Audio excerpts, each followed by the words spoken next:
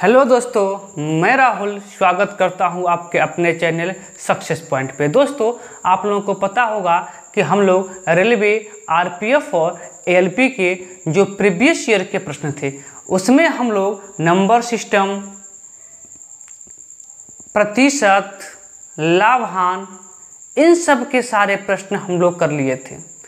आज इस क्रम को आगे बढ़ाते हुए हम लोग साधारण ब्याज के कुछ प्रश्न करेंगे। साधारण ब्याज की इस श्रृंखला में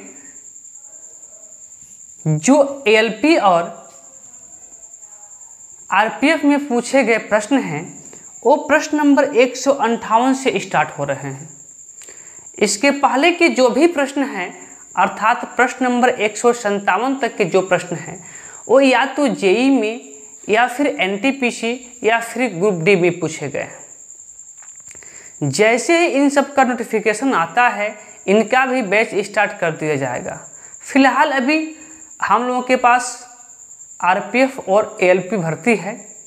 इस भर्ती को पहले देखते हैं, फिर उसके बाद एनटीपीसी और फिर ग्रुप डी के प्रश्न करेंगे।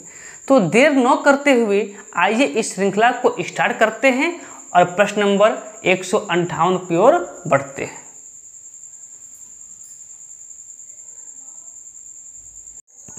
तो देखिए प्रश्न नंबर 158। अब 158 नंबर प्रश्न पे जाने से पहले कुछ बातें सीख लेते हैं। देखिए, हमको पढ़ना है साधारण ब्याज। क्या पढ़ना है? साधारण ब्याज।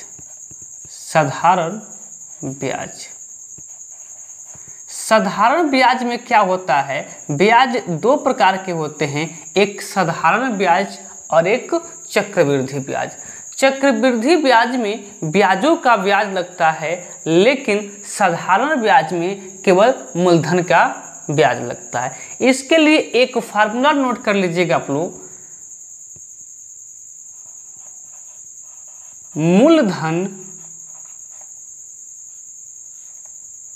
इंटू दर इंटू समय बटा में 100। अगर हम चाहें तो इन सब प्रश्नों को बिना किसी सूत्र के माध्यम से भी कर सकते हैं, पर हम प्रयास करेंगे कि दोनों तरीका आप लोगों को हम सिखा दें, सूत्र वाला भी और बिना सूत्र वाला भी। अगर थोड़ा सा टाइम आप लोग देंगे तो हम दोनों तरीका आप लोगों को बिल्कुल बेसिक से सिखाने का प्रयास करेंगे। देखिए, मैं इसको ट्रांसलेट कर दूं इंग्लिश में तो साधारण ब्याज को कहते हैं क्या? सिंपल इंटरेस्ट, एसआई बोलते हैं इसको। क्या बोलते हैं? एसआई बोलते हैं। मूलधन को प्रिंसिपल बोलते हैं पी, और दर को रेट बोलते हैं आर, और समय को टाइम बोलते हैं टी, और बटा में क्या होता है? 100 होता है। बोलिए, बात क्लियर है? तो आइए, यहाँ तक की बात क्लियर हो तो आइए चलते हैं आगे प्रश्न पे, और जो भी आगे की बातें हैं हम प्रश्न से सीखने का प्रयास करेंगे। बोलिए, क्लियर है? तो चलिए। तो देखिए प्रश्न नंबर 158 कह रहा है, प्रश्न नंबर 158 कि एक निश्चित राशि पर 12% प्रतिवर्ष साधारण ब्याज की दर से 5 वर्ष में कुल 4800 का साधारण ब्याज प्राप्त हुआ। मूलधन की राशि क्या है? ध्यान दीजिए, इसमें कह रहा है कि दर दिया है 12% प्रतिवर्ष। देखिए, आर का मान दिया है, कितना दिया है? 12% प्रतिवर्ष। प्रतिवर्ष, ध्यान दीजिएगा। तो मुझे एक बात बताइए, पहले लिख लीजिए। समय दिया है एन या टी, बात वही हुआ। चलिए हम टी ही लिख देते हैं, कोई दिक्कत नहीं। कितना वर्ष? 4 वर्ष या 5 वर्ष? 5 वर्ष। समय दिया है 5 वर्ष। मुझे एक बात बता दीजिए कि जब एक वर्ष में हम 12% का ब्याज देते हैं, या चलिए पहले आप लोगों को हम सूत्र बताते हैं, फिर विदाउट सूत्र को बता देंगे कि कैसे इसको 2 से 3 सेकंड के अंदर कर सकते हैं। तो आगे करा है कि 5 वर्ष में कुल 4800 का साधारण ब्याज प्राप्त होता है। एसआई दिया है, SI कितना दिया है 4800। तो देखिए मैं सूत्र के माध्यम से बताने का प्रयास करता हूँ। साधारण ब्याज अर्थात सिंपल इंटरेस्ट का जो फार्मूला होता है वो आपको अभी हमने लिखवाया कि SI बराबर क्या होता है, मूलधन अर्थात प्रिंसिपल मूलधन गुणे दर गुणे समय बटा में क्या 100 हमने सिखाया आपको, ठीक है। अब जिसका वैल्यू दिया है यहाँ पे रख लीजिए। देखिए SI कितना है 4800, तो लिख लीजिए यहाँ पे कितना 4800 इज इक्वल टू P का मान हमसे पूछ रहा है, वही पूछ रहा है मूलधन राशि क्या है, मूलधन राशि क्या है। P का मान नहीं दिया है, P का मान पूछ रहा है, पर R का मान दिया है कितना 12% और समय भी दिया है कितना हमसे 5 वर्ष और बटा में क्या है 100 है। देखिए इसको बटा 1 लिख सकते हैं और जब बीच में बराबर होता है तो पता होगा आप लोगों को कि अंश से अंश कटता है और हर से हर कटता है। ये नहीं कि इस 2 जीरो से इस 2 जीरो को काट दें, गलत हो जाएगा। अब इससे ऊपर वाला से ये ऊपर वाला काट सकते हैं, तो चलिए 12 से काट सकते हैं। 12 चौको कितना होता है 48, 12 चौको 48, यहाँ डबल जीरो तो है ही। फिर 5 से हम काट सकते हैं 8 पचे 40, 8 पचे 40 कितना 8 पचे 40, 1 जीरो बिना 80। अब यहाँ से लिख लीजिए पहले, देखिए 80 इज इक्वल टू ऊपर बचा P और नीचे बचा क्या 100। जब P का मान निकालेंगे, या चलिए बट्टा 1 कर लेते हैं। अब क्रॉस मल्टीप्लाई 1 का गुणा जब P में होगा तो यहाँ लिख देते हैं, जब 1 का गुणा P में होगा तो P हो जाएगा, और जब 80 का गुणा 100 में हो जाएगा तो 80 के आगे कोई जीरो बढ़ जाएगा, 2 जीरो बढ़ जाएगा, अर्थात जो मेरा प्रिंसिपल है वो कितना हो जाएगा 8000 हो जाएगा। बोलिए बात क्लियर है? क्लियर है तो वीडियो में बने रहिएगा, देखिएगा। इतना करने की कुछ आवश्यकता है नहीं, मात्र 2 से 3 सेकंड में आप ऐसे प्रश्नों का उत्तर दे पाएंगे। कैसे दे पाएंगे तो आइए देखते हैं कैसे हो पाएगा। मुझे बस एक बात बता दीजिए आप लोग।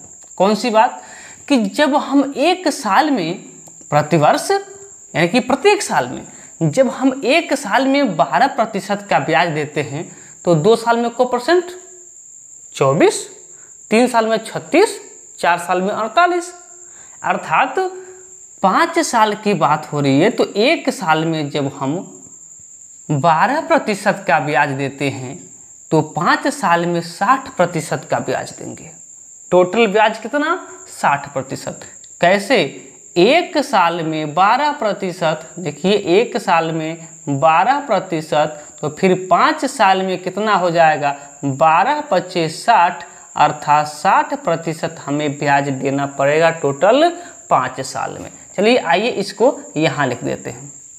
देखिए एक साल में जब हम यहाँ हो जाएगा यहाँ से। देखिए जब एक साल में हम 12% का ब्याज देते हैं तो 5 साल में कितने का ब्याज देंगे 60% का ब्याज देंगे। ये बात तो लिखने की आवश्यकता नहीं है, आप अपने मन में कैलकुलेशन कर सकते हैं कि जब एक साल में हम 12% का ब्याज दिए हैं तो 5 साल में जाहिर सी बात है कि हम 60% का ब्याज देंगे। बोलिए बात क्लियर है? चलिए पहला प्रश्न है इसलिए मैं लिख भी देता हूँ। लीजिए हमने लिख दिया 12 गुणे 5 अर्थात कितना 60%। अब 60% की वैल्यू कितनी होती है आपको पता होगा, नहीं पता है तो आइए पहला प्रश्न है हमने लिख दिया।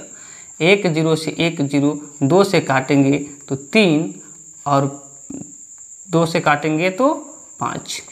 अब मुझे थोड़ा सा स्पेस की आवश्यकता है। यदि देखिए वीडियो में इसके आगे दिखाई दे रहा हो तो मैं यहाँ लिखने का प्रयास करूँ। तो ध्यान दीजिएगा, अब यदि 5 रुपया मेरा मूलधन होता, सुनिए ध्यान से, यदि 5 रुपया मेरा मूलधन होता तो ब्याज कितना देते 3 रुपया देते। बोलिए बात क्लियर? यदि 5 रुपया ब्याज हो 5 रुपया मूलधन होता तो कितना रुपया ब्याज देते 3 रुपया। हम तो अपने अनुसार 3 रुपया ब्याज दिए। बोलिए बात क्लियर? 5 रुपये होता तो हम कितना ब्याज देते 3 रुपया ब्याज देते हैं, लेकिन बुक में कह रहा है कि नहीं 3 रुपया का ब्याज नहीं है, कितने का ब्याज है, तो 4800 का ब्याज है। कितने का ब्याज है, 4800 का ब्याज है। तो 1 की वैल्यू कितनी हो जाएगी, देखिए 1 की वैल्यू 4800 और डिवाइडेड बाई कितना 3। अब 3 से काटेंगे तो 16 3 48, कितना हो जाएगा, 1 की वैल्यू 1600। और आपको कितने का निकालना है, 5 की वैल्यू, क्योंकि मूलधन कितना है 5। जब 1 की वैल्यू 1600 तो फिर 5 की वैल्यू कितना 1600 इंटू 5।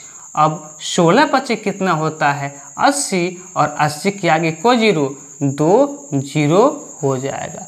बस यही आपका क्या हो जाएगा, सही आंसर हो जाएगा। देखिए अब इस प्रोसेस से भी आंसर आपका 8000 आया, बट इस प्रोसेस से भी आंसर 8000 ही आया। लेकिन यहाँ तक की बात तो आपको लिखने की आवश्यकता थी ही नहीं, डायरेक्ट आप लिखे होते 60% की वैल्यू 3/5, तो 3 की वैल्यू 4800 के बराबर है, तो 1 की वैल्यू 1600 का, तो 5 की वैल्यू कितना 8000 का आपका आंसर आ जाता। बोलिए क्लियर।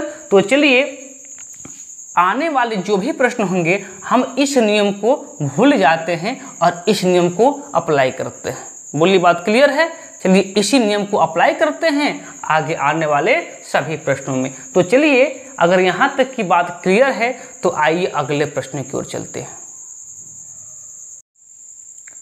अगला प्रश्न देखिए, प्रश्न नंबर 159, करें कि 12% प्रतिवर्ष की दर से आर का मान दिया है कितना 12% प्रतिवर्ष, 12% प्रतिवर्ष। ठीक है, आगे देखिए, आगे लिखा है दर से 5 वर्षों के लिए साधारण ब्याज से निवेश करने के बाद समय दिया है टी का मान, टाइम कितना वर्ष, 5 वर्ष, 5 वर्ष। ठीक है, आगे कह रहा है निवेश करने के बाद अर्जित ब्याज, अर्जित ब्याज अर्थात एसआई, एसआई कितना दिया है, तो आपका दिया है 3720, 3720 रुपया। तो पूछा क्या है, इस प्रश्न में पूछा है कि निवेश की गई राशि ज्ञात करें अर्थात मूलधन ज्ञात करें। तो दोनों तरीका आपके पास है, या तो फार्मूला वाला या फिर शॉर्ट वाला। तो आइए मैं शॉर्ट ट्रिक में बताने का प्रयास करता हूं, देखिएगा। आप मुझे बताइए कि 1 वर्ष में 12% ब्याज है तो 5 वर्ष में कितना ब्याज होगा। 1 वर्ष का 12% तो 5 वर्ष का 60%। बोलिए हाँ या ना। अब 60% की वैल्यू कितनी होती है, तो आपको पता होगा कि 3/5 होती है। यदि 5 रुपया मूलधन होता तो ब्याज कितना मिलता, 3 रुपया।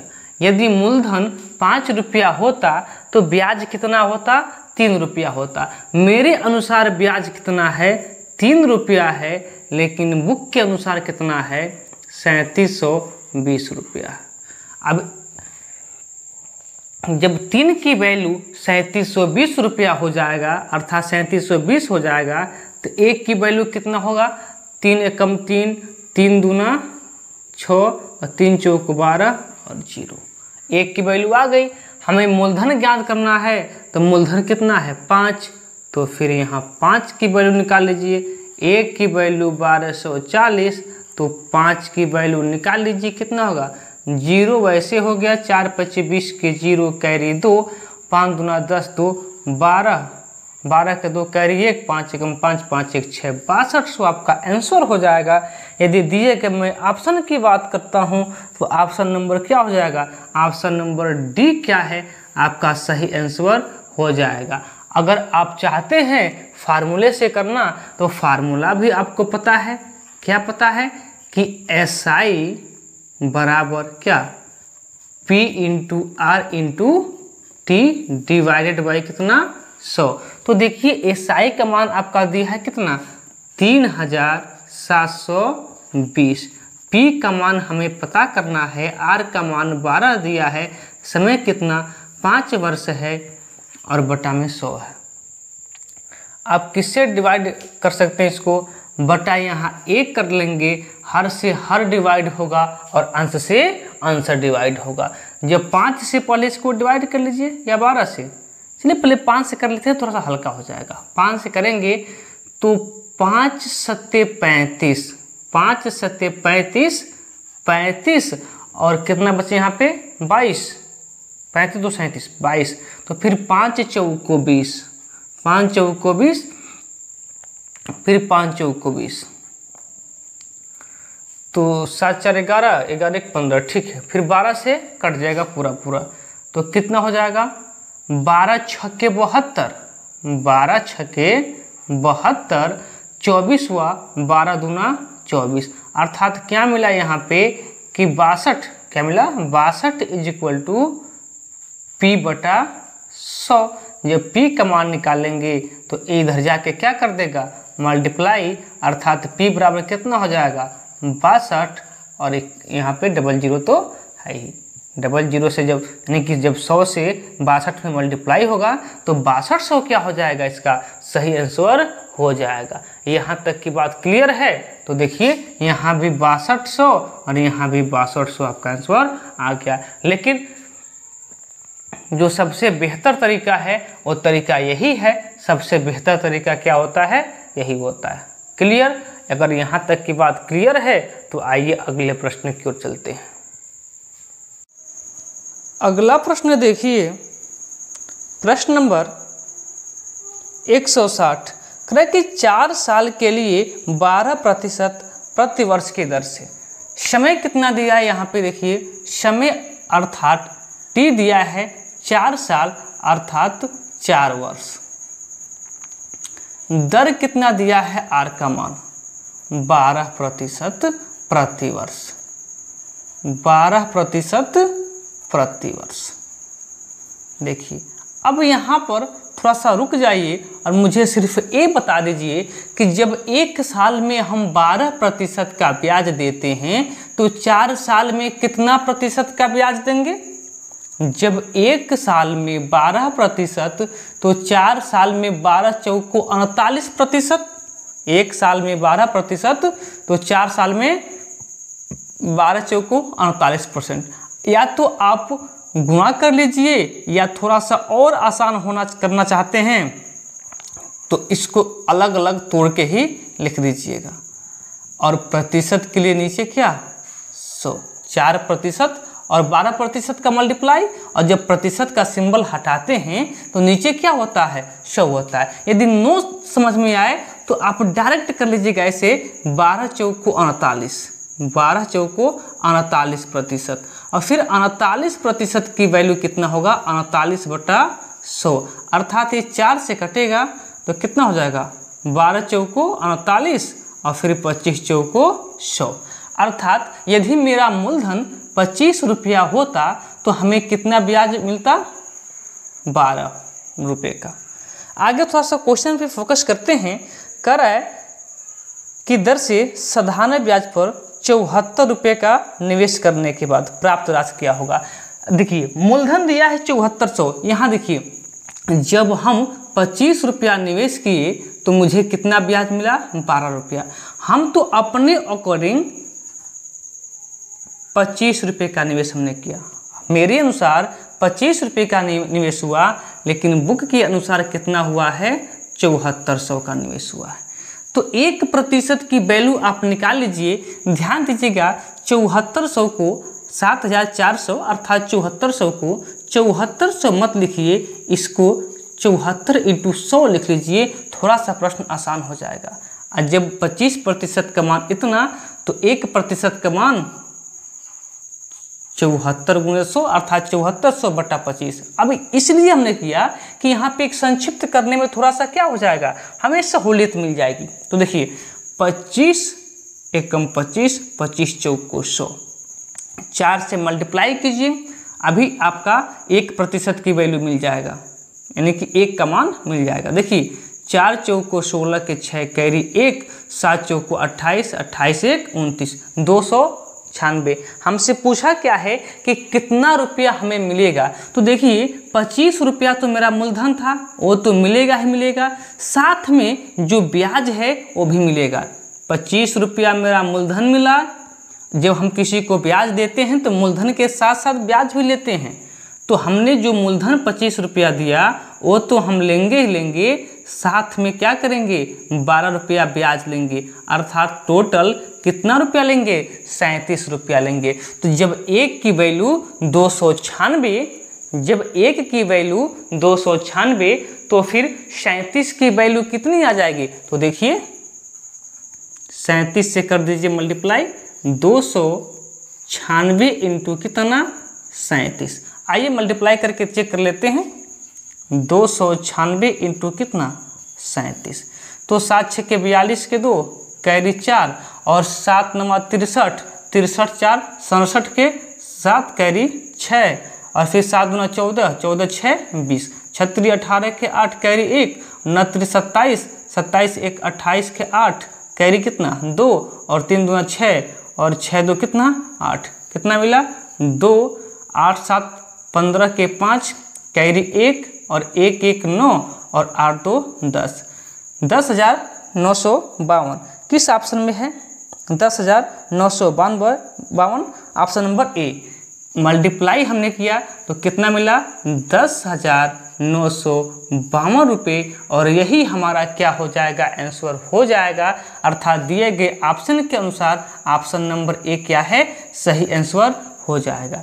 अगर आप लोग कहें तो मैं फिर इसको बेसिक से भी हल करके दिखा देते हैं। आइए एक और इस प्रश्न का बेसिक से कर लेते हैं, इसके बाद से केवल हम शॉर्ट ट्रिक करेंगे। देखिए बेसिक से कर लेते हैं। देखिए बेसिक क्या कहता है कि आपको पता होता है साधारण ब्याज SI बराबर क्या पता है कि मूलधन गुणे दर गुणे समय बटा में कितना 100। तो देखिए साधारण ब्याज मुझे नहीं पता है पर मुझे मूलधन पता है, जिसका जिसका मान पता है रख लीजिए। तो P कितना पता है अभी 7400, कितना निवेश हुआ है 7400, R का मान कितना है 12%, समय कितना है 4 साल, बटा में कितना 100। अब 2 जीरो से 2 जीरो काटिए। अब यहाँ क्या बचा आपका 74 और गुणे कितना 12 चौको 48। अब 74 और 48 से गुणा कीजिए कितना मिलेगा 74 48, मेरे अनुसार 74 4 बटे 32, मेरे अनुसार मिलना चाहिए 35,552। एक बार देख लीजिएगा शायद यही मिले 3,552, 3,552। एक मिनट 70 और 50, हाँ ठीक है 35,552, 3,552। एक क्या मिला हमें SI मिला, ब्याज मिला।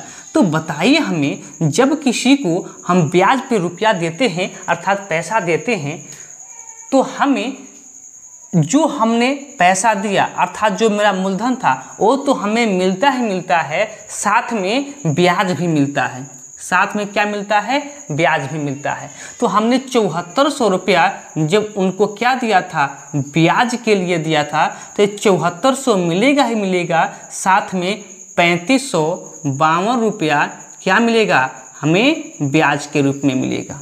किसमें ब्याज के रूप में मिलेगा। तो कितना इसको जोड़ लीजिए, टोटल कितना रुपया मिलेगा 0 2 तो 2 और यहाँ कितना 5, यहाँ 5 4 9 और यहाँ 7 3 10। फिर भी मेरा आंसर कितना जाएगा देखिए 10,952, 10,952। आंसर में आपका कोई अंतर नहीं आया, आपको जो तरीका बेहतर लगे उस तरीका से कर लीजिएगा। पर हम कहेंगे कि आप क्या कीजिएगा इस तरीके से कीजिएगा। आपको समझाने में टाइम लग रहा है, नहीं तो मात्र इस तरीके से ये जो प्रश्न होता है 10 से 15 सेकंड के अंदर इस प्रश्न का सॉल्यूशन मिल जाता है। यहाँ तक की बात क्लियर है। तो आइए एक और प्रश्न देख लेते हैं। अगला प्रश्न देख लीजिए, प्रश्न नंबर 161 क्रय की 5 वर्ष में 12% वार्षिक दर से निवेश की गई राशि पर 4500 रुपये का ब्याज मिलता है। देखिए समय दिया है अर्थात टी का मान दिया है, दिख रहा होगा स्पष्ट रूप से। तो टी का मान दिया है कितना, 5 वर्ष। दर दिया है आर का मान कितना, 12% प्रति वर्ष। क्लियर। तो मुझे एक बात बता दीजिए, पहले यही बता दीजिए कि जब एक साल में, अब एकदम शॉर्ट चलेंगे, एक साल में 12% का ब्याज मिला है तो 5 साल में कितना प्रतिशत का ब्याज मिला होगा, तो 12×5 = 60। अब 60% की वैल्यू क्या होगा, 60। अब प्रतिशत के लिए बटा में 100, 1 0 से 1 0, 2 से काटेंगे तो 3 बार में, और 2 से काटेंगे तो 5 बार में। क्या मिला हमको, 3/5। अर्थात 5 रुपया हम निवेश किए होते तो 3 रुपया क्या मिला होता, ब्याज मिला होता। बोलिए बात क्लियर है, बात क्लियर है। थोड़ा सा आप लोगों को देखने में समस्या हो रहा होगा, इसलिए थोड़ा सा हम बड़ा लिख देते हैं इसको। देखिए 3/5। यदि 5 रुपया हम निवेश किए होते, अर्थात मेरा मूलधन 5 रुपया होता, तो हमें ब्याज कितना मिला होता, 3 रुपया। कितना मिला होता, 3 रुपया। मुझे तो ब्याज मिला कितना, 3 रुपया, लेकिन बुक के अनुसार ब्याज कितना मिला है, 4500 रुपये का ब्याज मिलता है। मेरे अनुसार ब्याज कितना मिला, हमने 5 रुपया निवेश किया, ब्याज मिला 3 रुपया, लेकिन बुक में कह रहा है कि नहीं, ब्याज कितना मिला, 4500। तो 3 की वैल्यू 4500, तो फिर 1 की वैल्यू कितना, 4500 बटा में कितना, 3। काट देंगे इसको, संक्षिप्त कर देंगे इसको 3 से, तो क्या मिल जाएगा आपको, 1500। क्या मिल जाएगा, 1500। 1 की वैल्यू 1500। अब हमसे पूछा क्या है, हमसे पूछा है कि निवेश की गई राशि क्या थी, तो हमने कितना निवेश किया, 5। कितना निवेश किया, 5। तो 1 की वैल्यू 1500, तो फिर 5 की वैल्यू कितना, 15×5 = 75, या फिर आप मल्टीप्लाई करके चेक कर लीजिए। तो 15×5 कितना, 75। हमने कितना निवेश किया, 7500 की राशि निवेश किया। बोलिए यहाँ तक की बात क्लियर है। क्या आप चाहते हैं कि इस प्रश्न को भी बेसिक से कर लिया जाए, तो देख लीजिए आपकी जैसी इच्छा। मैं इस प्रश्न को भी बेसिक से बताने का प्रयास करता हूँ। देखिए साधारण ब्याज SI बराबर क्या होता है, P × R × T divided by कितना, 100। तो साधारण ब्याज का मान हमें दिया है कितना, 4500। कितना दिया है, 4500।